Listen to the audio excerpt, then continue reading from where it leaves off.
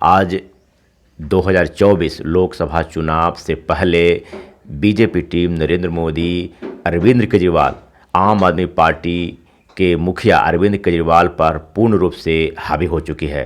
नमस्कार, आज के इस वीडियो में आप सभी का बहुत बहुत स्वागत है। इन्हें गिरफ्तार करके जेल भेज दिया गया है। इसका वजह मूल रूप से ये है कि बहुत वजह हो सकते हैं, लेकिन ये भी है कि 2024 लोकसभा चुनाव में अरविंद केजरीवाल पंजाब और दिल्ली पर प्रबल अधिकार बनाए हुए हैं। इनकी पार्टी पंजाब में और दिल्ली में मजबूत स्थिति में है। पंजाब के लोकसभा सीट के 13 सीट हैं और दिल्ली के साथ टोटल मिलाकर दोनों मिलाकर 20 लोकसभा सीट होते हैं। ये 20 लोकसभा सीट पर अरविंद केजरीवाल प्रबल दावेदार हैं या फिर कांग्रेस दावेदार है। बीजेपी 20 सीट पर पूर्ण रूप से स्वीप होते दिख रही है। यही वजह है कि बीजेपी इंतज़ार की चुनाव तक कि अरविंद केजरीवाल बीजेपी में शामिल हो जाएं या वो अकेले चुनाव लड़ें, लेकिन ऐसा नहीं हुआ। अरविंद केजरीवाल कांग्रेस में शामिल हो गए, कांग्रेस के साथ मिलकर चुनाव लड़ने को तय किया, जिससे बीजेपी पूर्ण रूप से आहत हो गई और अरविंद केजरीवाल पर फायर हो गई। सोचने वाली अब बात यह है कि आखिर बीजेपी नरेंद्र मोदी टीम ये अरविंद केजरीवाल पर पूर्ण रूप से फायर क्यों हो गई है। बात यह दरअसल ये है कि बीजेपी साउथ दक्षिणी भारत से पूर्ण रूप से बाहर हो चुकी है। बीजेपी को ऐसा विधानसभा के पिछले चुनावों में कर्नाटक में, तेलंगाना में और अन्य राज्यों में चुनावों में या लोकसभा जिस प्रकार से माहौल बने हुए हैं, दक्षिणी भारत में कांग्रेस ने माहौल बनाया है, उस हिसाब से बीजेपी दक्षिणी भारत से पूर्ण रूप से स्वीप होते दिख रही है। अब बीजेपी के लिए यदि 2024 लोकसभा चुनाव जितना है, सत्ता में रहनी है, तो उत्तरी भारत पर पूर्ण कब्जा बीजेपी को चाहिए।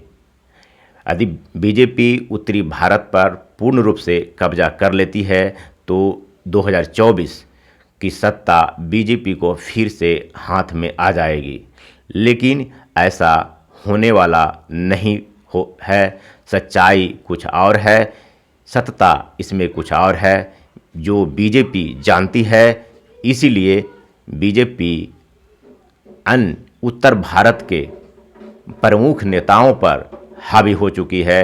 उस पर ईडी, सीबीआई के द्वारा उन पर प्रहार किया जा रहा है, उनकी छवि को खराब किया जा रहा है जनता में, ताकि इनके जो वोट हैं वो वोटर हट जाएं, इन्हें वोट ना दें, इनके से नफरत पैदा कर लें और बीजेपी को वोट दे दें। षड्यंत्र करके किसी को बदनाम करने की कोशिश करेंगे तो आपका पतन निश्चित है। इसको हम डाटा बेस पे समझेंगे तो ऐसे समझ सकते हैं। उत्तरी भारत में गुजरात, राजस्थान, मध्य प्रदेश, छत्तीसगढ़, उत्तर प्रदेश, उत्तराखंड, बिहार, झारखंड, पश्चिम बंगाल, असम, ये राज्य हैं जिन पर बीजेपी पूर्ण कब्जा करना चाहती है।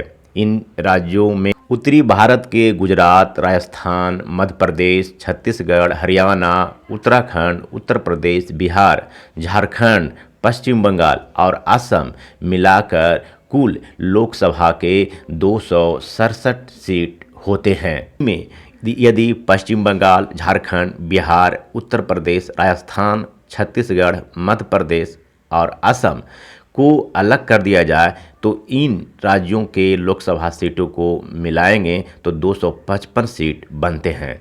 इन 255 सीट पर बीजेपी एक छत्र प्रबल दावेदार नहीं दिखती है।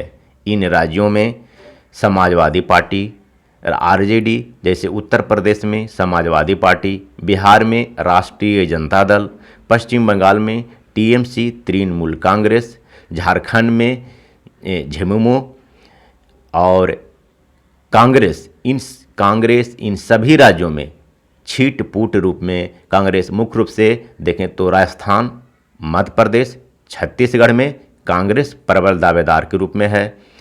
इन राज्यों में मिलाकर के 255 सीट पर समाजवादी पार्टी, कांग्रेस, राष्ट्रीय जनता दल, टीएमसी प्रबल दावेदार के रूप में है। 255 सीट पर इन पार्टियों का इस 2024 के लोकसभा में जिस प्रकार से माहौल है,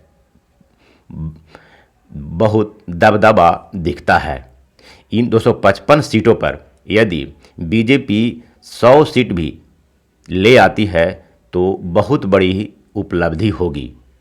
यहाँ इन राज्यों में 255 में 100 सीट बीजेपी के लिए लाना टेढ़ी खीर साबित होने वाली है, और यदि चाहती है कि इससे अधिक या 255 में 255, तो ये मशीन हैक करके ही किया जा सकता है।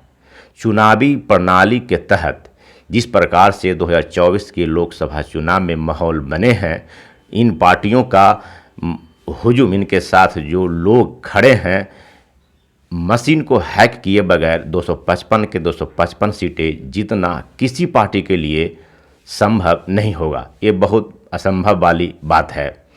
इसमें यदि बीजेपी अपने घटक दलों से 100 सीट भी 50% भी ले आती है तो बड़ी बात है। बाकी बचे राज्य जैसे जो जिनमें आ गए दक्षिणी भारत, पूर्वोत्तर भारत और जम्मू कश्मीर, टेरिटरी राज्य सब मिलाकर यदि उस सब से उन राज्यों में से मिलाकर यदि बीजेपी 100 सीट भी ले आती है, ऐसे तो दक्षिण भारत में देखा जाए तो बीजेपी स्वीप हो चुकी है, लेकिन दक्षिण भारत में महाराष्ट्र हो गए, ये सब मिला करके, गुजरात मिला करके और पूर्वोत्तर भारत मिला करके, जम्मू कश्मीर, लद्दाख, ये सब मिला करके यदि 100 या 100 से पार भी 100-120 सीट ले आती है तो बीजेपी के लिए बहुत बड़ी बात होगी। इससे अधिक लाने का मतलब है कि पूर्ण रूप से कोई मशीनरी चीज़ ही ला सकता है। तो 100-125 सीट इधर और ये 255 सीट इन राज्यों में जहां Congress, Samajwadi party, RJD, TMC, JMM मजबूती पकड़ बनाए हुए है ज़मीनी स्तर पर। यहाँ से इधर से 100 सीट और इधर से 100-125 सीट मिलाया जाए तो 200-250 प्लस सीट, 200 सीटें या 250 सीटें तक बीजेपी को 2024 के लोकसभा चुनाव में आ सकते हैं। मतलब आप समझ गए होंगे कि इस बार 2024 के लोकसभा चुनाव में बीजेपी की सरकार नहीं बनने वाली है। ये जो बीजेपी बोल रही है 400 प्लस सीट, ये 400 प्लस सीट किसी भी आधार पे, किसी भी फैक्टर आधार पे नहीं आने वाले हैं। ये असंभव है। ये तब आएंगे जब आप कोई मशीनरी चीज़ को लगाया जाएगा, जैसे उदाहरण में ईवीएम को हैक किया जाए और अपना पूरा वोट अपनी ओर कर लिया जाए। जैसे कोई क्वेश्चन पेपर मिलता है एग्ज़ाम में तो 150 का क्वेश्चन मिलता है नौकरी में, उसमें यदि कोई 150 में 150 ले आए, वो तब ही ला सकता है जब वह क्वेश्चन को लीक हो जाए, और क्वेश्चन को एक दिन पहले लीक हो जाए या कई घंटा पहले लीक हो जाए और उसको विद्यार्थी पूर्ण रूप से रट ले, तब ही 150 में 150 ला सकता है। वैसा ही इस बार के है 2024 की लोकसभा चुनाव में बीजेपी 400 प्लस बोल रही है, वो 400 प्लस नहीं आ सकता। इसका कोई फैक्टर ही नहीं बनता है, क्योंकि दक्षिणी भारत से बीजेपी पूर्ण रूप से बाहर हो चुकी है।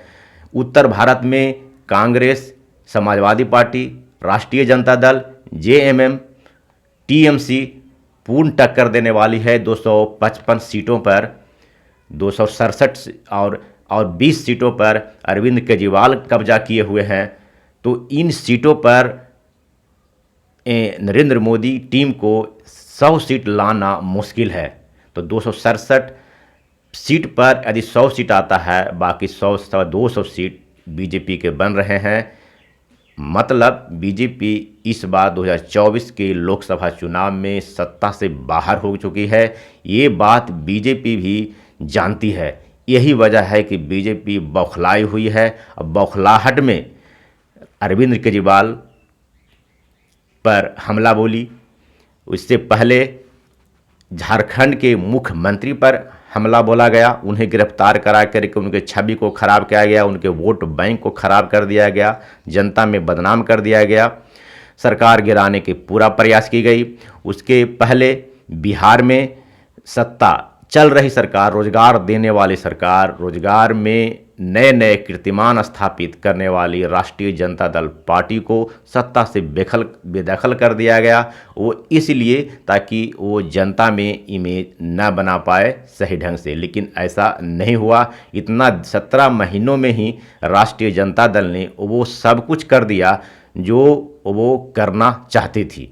जनता में एक अच्छी छवि बना ली है, जिससे बिहार में ज़बरदस्त पकड़ बन गई है राष्ट्रीय जनता दल के।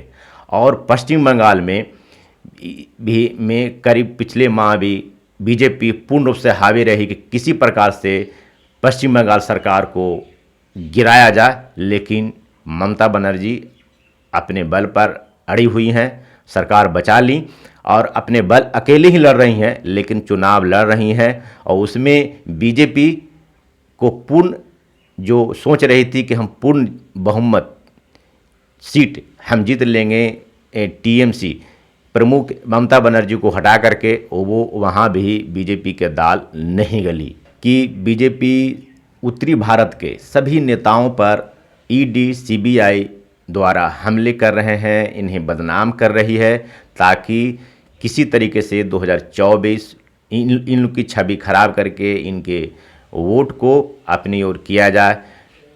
फिर भी कुछ भी कर ले, लेकिन बीजेपी को इस बार 400 नहीं मिलने वाले नहीं हैं, 200 प्लस सीट आने वाले हैं।